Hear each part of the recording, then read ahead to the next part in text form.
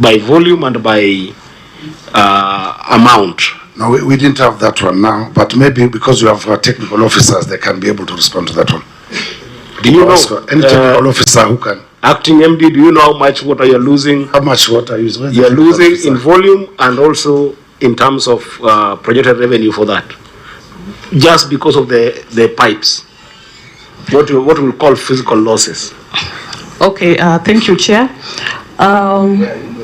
For the physical losses, out of the 50%, the physical losses are around 25%, not 25%, 20, and then 30 commercial losses, because the commercial losses contribute more to non-revenue water. And when we talk of the commercial losses, we are talking about issues revolving around metering. And from the responses, you can see that we have over 9,000 meters which are stalled, but we have received the 6,000, and the replacing exercise is going on.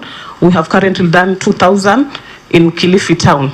So as we speak, the exercise is going on. So we have looked at the strategies that we are putting in place, and we have seen that in the next financial year, we are looking at reducing by the 10%. So I'll just feedback on this one, Governor, because I don't want to converse on it too much. This needs to be comprehensive for us, because this is the engine of this water company. From where I sit, I would want to see a comprehensive, very comprehensive,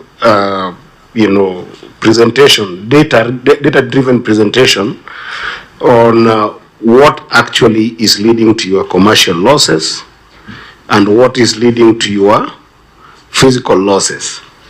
And even just map it out for us to be able to see it, because billing issues are never only limited to the issues of metering. Billing issues can also be an issue of collection, which means that from what the MD said, 30% through billing, I cannot see collection here, because maybe out of that 30%, I'm just assuming because there's no data here, the metering could only be maybe 10% of that.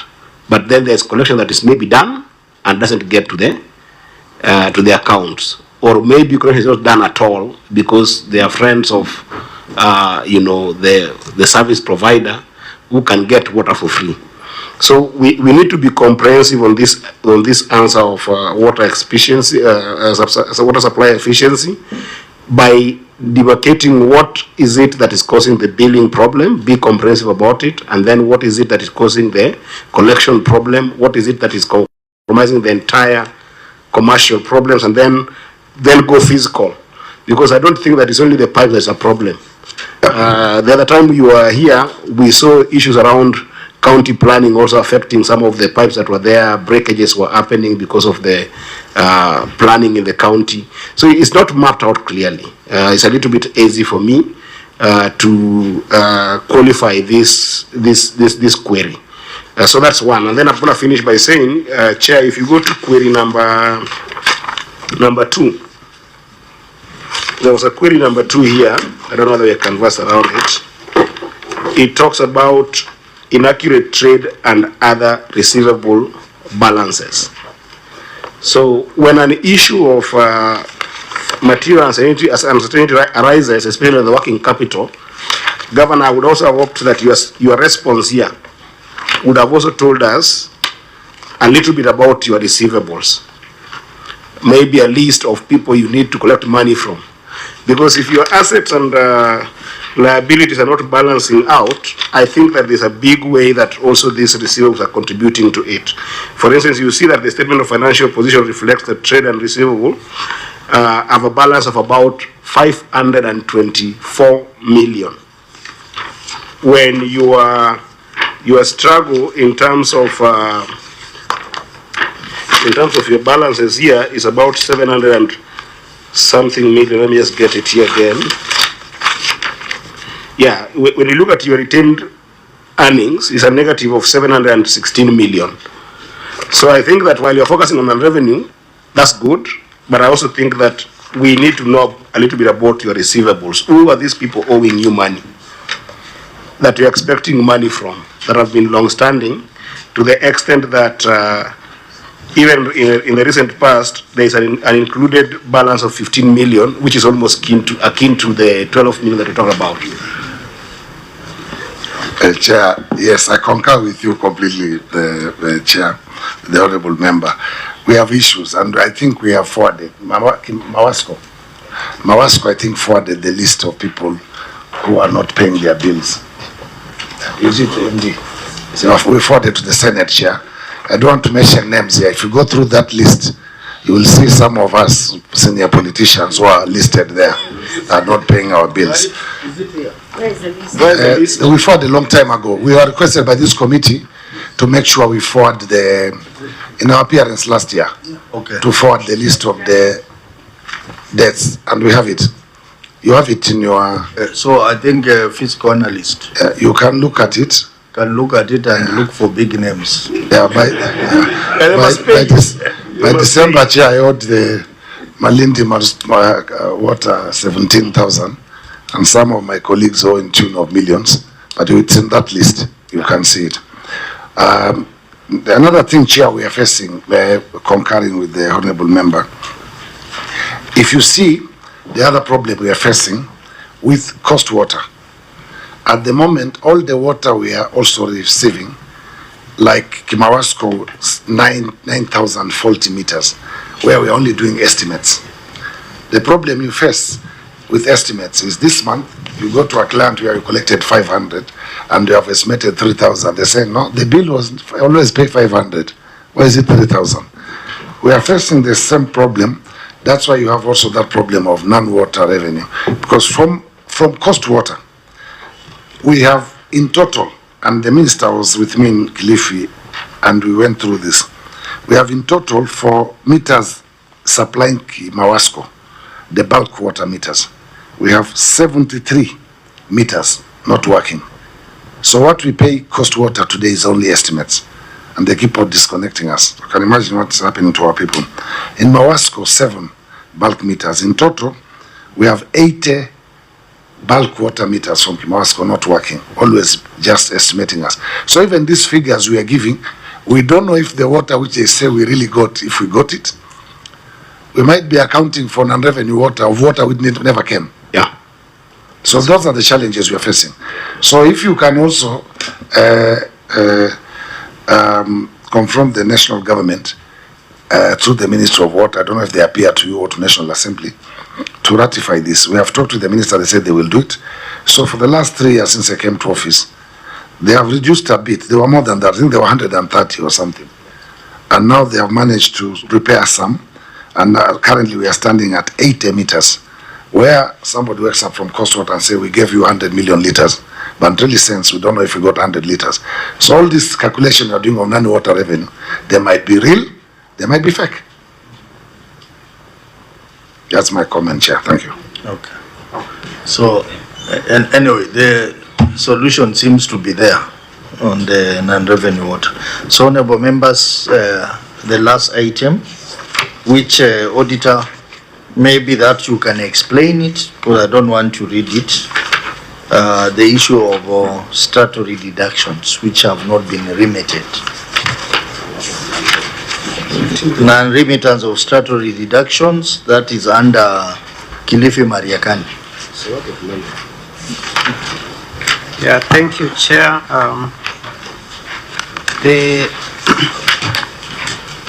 I don't want you to read it. Yes. Just explain the issue to us, because there are a lot of statutory deductions which have not been remitted. Yes, Then the governor will respond to that. thank you, Chair. The company deducted 15,291,380 from staff salaries for statutory deductions, but they did not remit them to the respective bodies. Huh? They deducted. Yes, And the pay slip. This cannot be normal. So, but that's just one. We also have other statutory deduction like audit fees. We have accrued tax liabilities. We have WASREB service levy. We have retirement benefits. Those ones. Yeah, for the audit fees, Chair, it is under trade and other payables balance. It includes the statutory deductions, which they did not, they deducted from staff payslips, but an amount of 15 million was not remitted. They also did not pay our audit fees, even after giving them our invoice. And there are also accrued tax liabilities, and also the one you mentioned, Chair, the one for unremitted WASREB service levy. But just a clarification, I'm looking at your report, Auditor. Yes. You have indicated that non-remittance of staff for related deduction has been addressed. Is that the case? They paid after, huh? Yes. The 15 million. Was paid in July, Chair. You can see in our answer. Yes. That They was were paid on. after the closure of the financial year. How do you account for that when you haven't audited that financial year Maybe. as an auditor? What do you depend on? Do you do adjustments? Do you wait for it to be catered for in the next financial year? Because this looks like your conversation with the governor. It is not official. It will reduce their trade and other payables balance, Chair, the movement. Yes, it will, but how is it accounted? How is it accounted for in your certificate? Oh, sorry, Chair. This is already an issue. Yes. So in the next year, it will be a prior year issue if it will not have been addressed. So we will still look at it. That's the right way to go about it. So, Chair, I think that we can be able to look at it in the next financial year. That's where I was heading with this, because otherwise it becomes just a verbal conversation between you and us and him, and the governor. So I think that, Chair, that's the right approach. Yeah. It becomes an issue we address in the next financial year. But that said, I don't think it's right that money is deducted and not delivered. I hope it's not happening currently with the current MD. They are trying, Chair. Don't be shocked only about the deductions, Chair. The staff also had arrears of months of salaries, but now it's being addressed. I've told you we did changes there. That was some of the reason.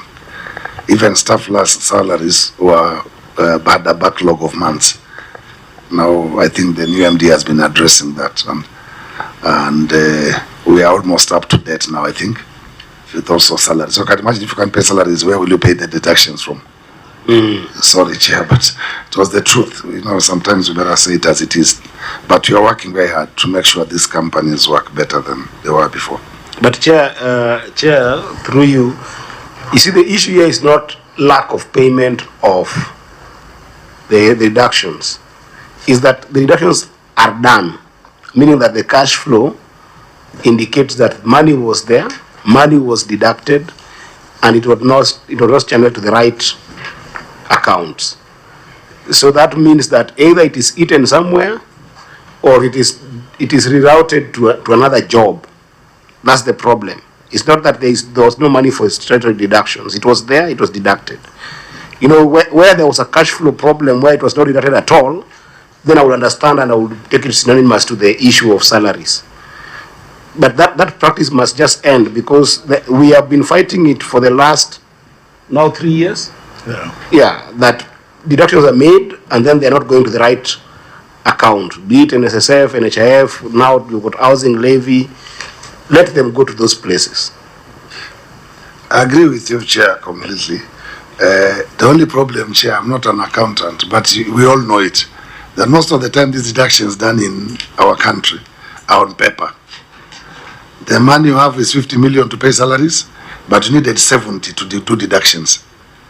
So you deduct on the paper for the staff to know that they have been deducted, but the really money you had was the salary. That's the truth. I know unless we work and be truthful and get our act together, it is happening not in counties, it's happening in national government and all over the place. It's a budgetary issue that you have a salary to pay for 70 million, but the only money is exactly the basic wage bill to the staff. So Mustafa akiona na pesa yangu imekatwa nimepata, the balance remains what you have, so you can pay. So we are working on it. Chair, if you check our reports of our county, the last 3 years, the amounts of money we had to pay to KRA.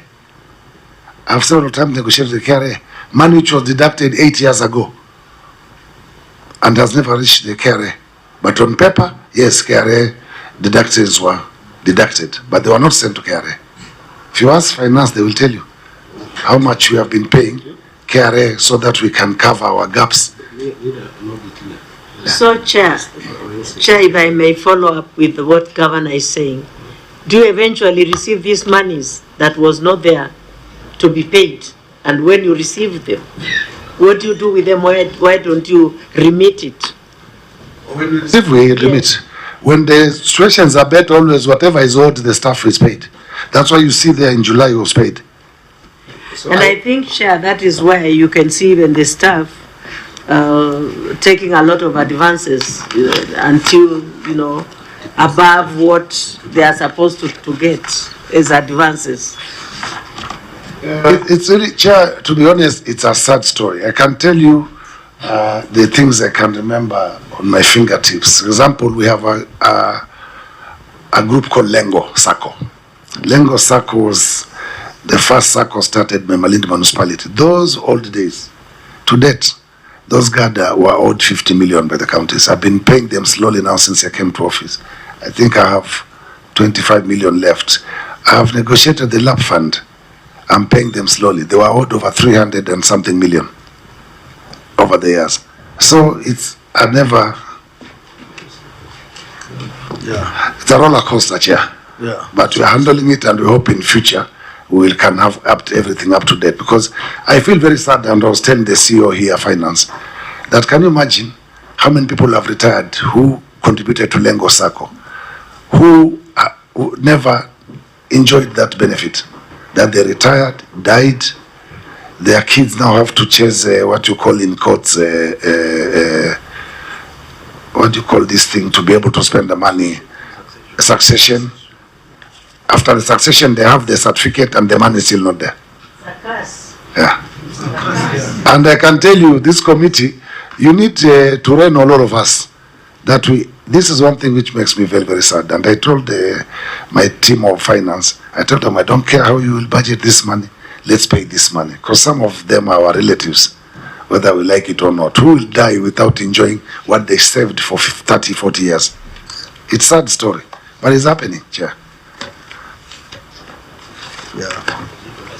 Yeah, I think, Governor, I know you are a transformer. You will transform this organization, because clearly when an organization gets to a point where they can't pay statutory deductions, then it's a sign that things are not right. Yeah, I can see Wasireb is owed 117 million. Auditor, is that the case? Although I don't support these Wasireb levies from where I sit, but I don't support it at all, because Wasireb is a national organization. It should be funded from the national treasury, not by counties through levies. But the amount is such huge amount, 117 million.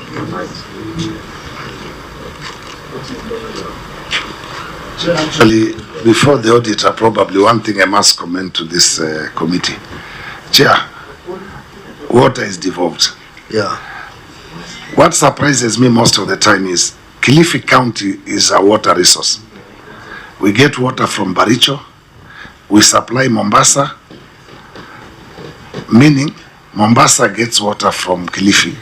National government or coast water collects money from Mombasa water, and still you get WASREB charging us for these amounts of money. So that's why the last weeks I had told the CS water that going forward, one day I'll wake up and close the valves going to Mombasa, because the water comes from Malindi, Kilifi County.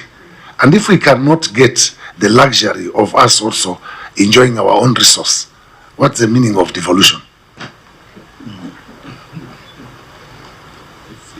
Yeah.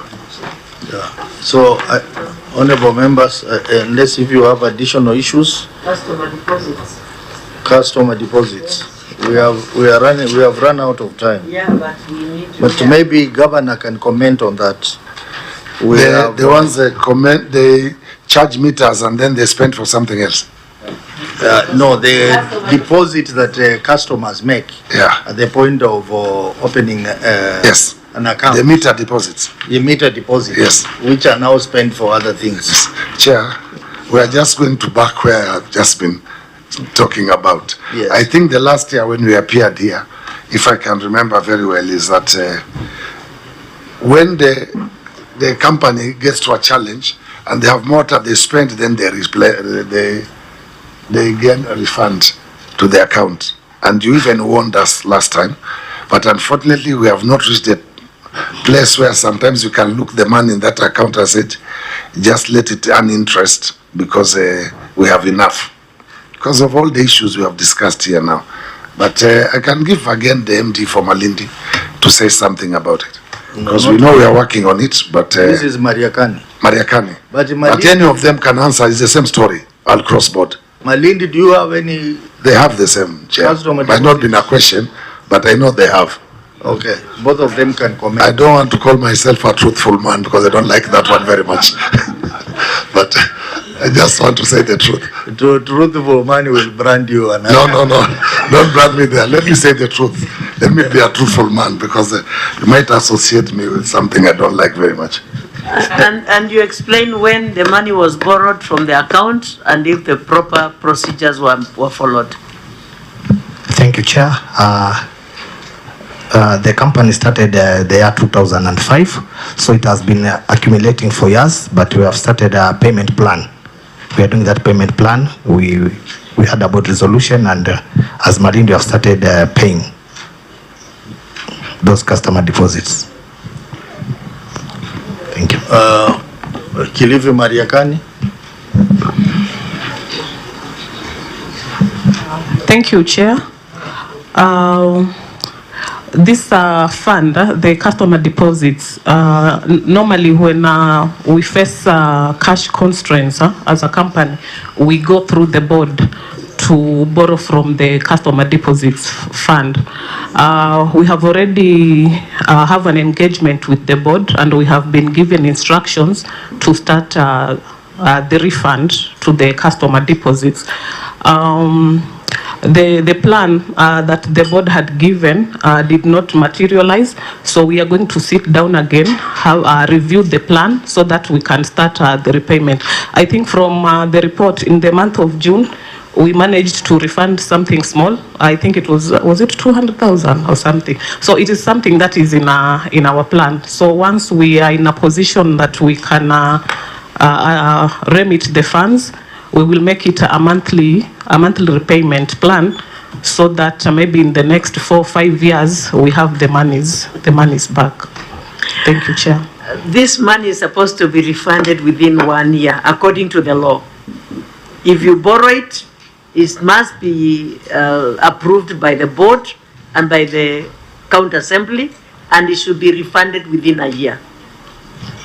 So what plans do you have to refund this? Because it's not your money, it's the customer's money. And if they go out of the water company, they need their refund. Okay, thank you. So what happens when there's an exit of a customer, and a customer terminates their account with us, we are able to actually pay. But now the fund is supposed to be there, complete the 117 million. So just like I have said, and with your guidance, the period of 1 year, we will again sit with the board and have a proper plan to make sure that the monies are recovered within that time period. And not my guidance, the law. Just quote the law for them to go and read, so that next time you appear before us, you will tell us what you've done within a period of 1 year. Legal. Okay, that is duly noted. Legal before Or you you come read in. the law for them. I'm looking at the auditor's notes. Auditor has acknowledged that actually there is a repayment plan. But now the problem is they have no cash flow. They have no money to pay, but at least they acknowledge the fact that they need to repay the money. So I think that's that follows from our last meeting, that the money must be repaid within 1 year, but then they don't have any money to pay. So that, which boils down to what Governor you are saying, that a lot needs to be done in terms of re-engineering this company. Yes, and I'm happy that I didn't, sometimes as we govern these things with our legal advisors and our county attorneys, sometimes we don't go through these timelines and legal issues. But I'm happy that Senator Kavinto have mentioned it, and I will follow up, because I've been following up the Malindi, but I didn't know there was timeline. I thought the contract of the meter owner and the company was a marriage which lasts forever. Now that I know that it has a 1 year limit, I will intervene. When you borrow, you must when you borrow from customer deposits, you must repay within 1 year, and it must be approved by the board and the county assembly. Chair, I will follow up. I can tell you, where I sit, I can tell you what in the minds of these managers and everything. That Senator Otsoti has a meter, is drinking water, and even if he dies today, the family drink, so we have no hurry. I'm sure that's what is sitting in everybody's head, but the law is different. So we'll follow up to make sure we do the right thing, Chair. Thank you. Yeah. So I think, honorable members, let's stop at that point. Let me just ask the governor to make some closing remarks. We have Kwale waiting to come in. They've been waiting for 1 hour now. Thank you, Chair. I want to thank this committee. I'm always happy to appear here when I'm called upon to clarify issues, because every time I've appeared here, when I go back home, I go back with new ideas from the senators. So I really appreciate, and I thank you for your cooperation, that you do not only come and question us issues, but to give us direction on how to do things better. So I always treasure that, and I always come when you call me. Start Oroka. Asanteni sana. See you next time. Thank you. Thank you, Governor. I want to appreciate your coming, and most importantly, I appreciate the efforts you have made under municipalities. You have made some very serious progress, which will be asking other counties to come and benchmark in Kilifi to see how you have done your municipalities. But we encourage you to do even more around the issue of autonomy of municipalities. So thank you very much, and safe journey back to Kilifi. Honorable members, we adjourn for 2 minutes. Then if just for a healthy break, and then Kwale will be coming in.